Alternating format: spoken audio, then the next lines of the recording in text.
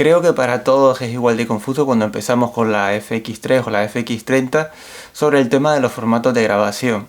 Que si uno está comprimido, que si otro parece que no está tan comprimido, cuál pierde más calidad, hay realmente diferencia entre uno y otro, que si es suficiente con una tarjeta SD o tengo que comprar la otra que es más cara. Bueno, vamos a hablar sobre todo esto, espero aclararle todas las dudas y bueno, vamos a ello.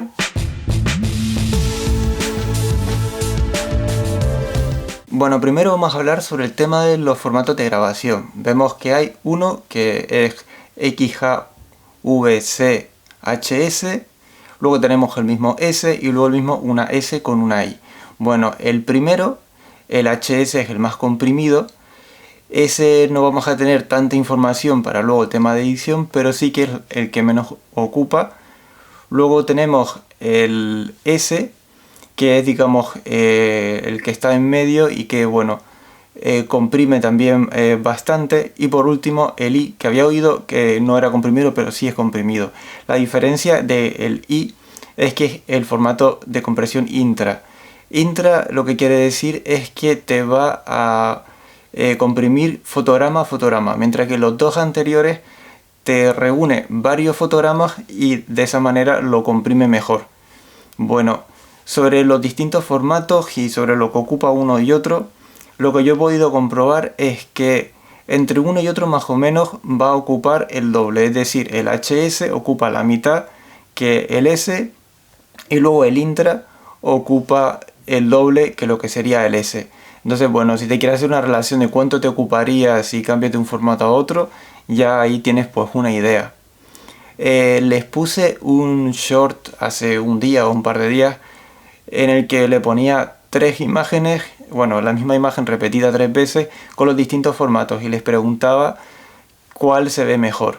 Bueno, en internet no creo que se pueda ver bien, menos en un teléfono, pero sí que si lo ven a tamaño original, yo creo que sí se ve cierta apreciación. En la burbuja de lo que es el vaso no creo que se vea mucha diferencia porque, a ver, está comprimido, pero tampoco está tan comprimido como para empezar a perder pérdida por ahí, empezar a verlo pixelado. No se va a ver pixelado, pero sí que si ven la imagen original, se lo puse bajo con la información del vídeo para que se lo puedan descargar lo que es el archivo original.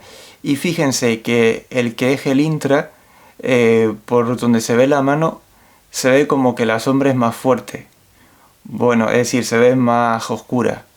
Tengan en cuenta que en los tres utilicé exactamente lo mismo. El mismo LUT, el de 34, la versión Dream, que te da esa coloración un cian.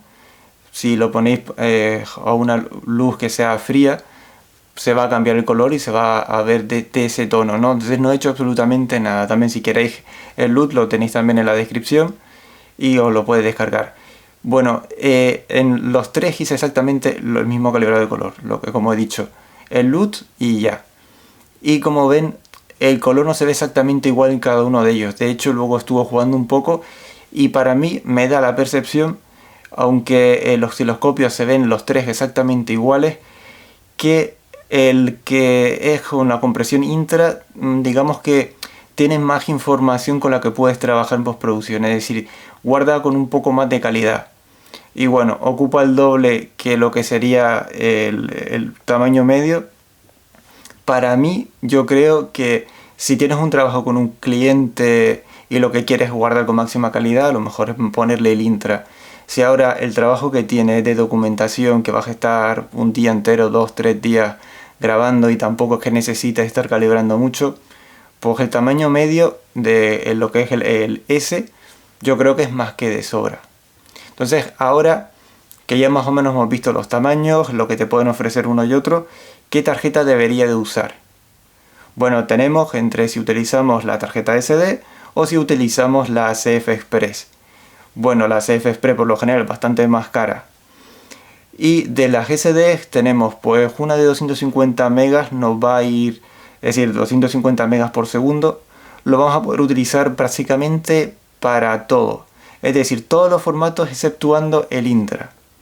Si cogemos y en vez de una SD de 250 megas por segundo ponemos una SD V90 que es un poco más cara, vamos a poder utilizar todos los formatos El problema es que en el intra no vamos a poder utilizar los 60 fotogramas por segundo o 50 fotogramas por segundo. Es decir, podemos trabajar como máximo a 24 o 25 fotogramas por segundo en intra.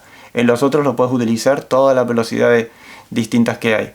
Entonces, si no sueles utilizar esa, o si cuando vayas a hacer alguno en slow motion prefieres pasarte igual a un formato más comprimido y ya está, pues mira, la SD de V90 te va fenomenal. Y si quieres poder utilizar todas las opciones que hay y demás sin ningún tipo de restricción, lo mejor es que te buscas la CF Express tipo A, que es la tarjeta que utiliza alta velocidad, y ahí ya vas a poder hacer lo que quieras. Yo en mi caso me compré una de 250 megas por segundo, me iba fenomenal con todo, pero por último quise dar ese salto a la calidad y me compré otra de CF Express tipo A. Bueno, luego también otra cosa que estuve mirando es sobre la marca, qué marca es mejor, porque ten en cuenta que aunque sea, por ejemplo, CF Express, no todas van a ir a la misma velocidad porque no tienen el mismo rendimiento.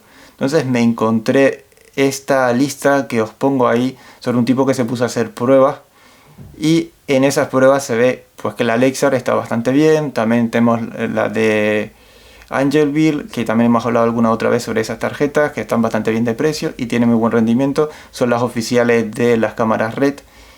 Y bueno, es otra buena opción. Yo me decanté por Lexar, he hecho pruebas yo también por mi cuenta y os aseguro que lo que pone ahí del tema de las velocidades a las que llega es cierto. Al menos las Lexar. Las Angelville estoy seguro que también van a llegar a esas velocidades porque son de muy buena calidad. Y el resto, bueno, Sandisk me imagino que también. Bueno, cada uno que vea, ahí tienes pues una pequeña comparación.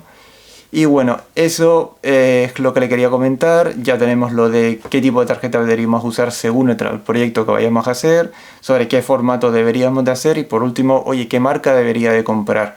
Pues bueno, ahí os dejo todas esas sugerencias. Espero haber aclarado un poco más sobre el tema de la cámara y las tarjetas y los formatos y todo esto. Y bueno, hasta otra.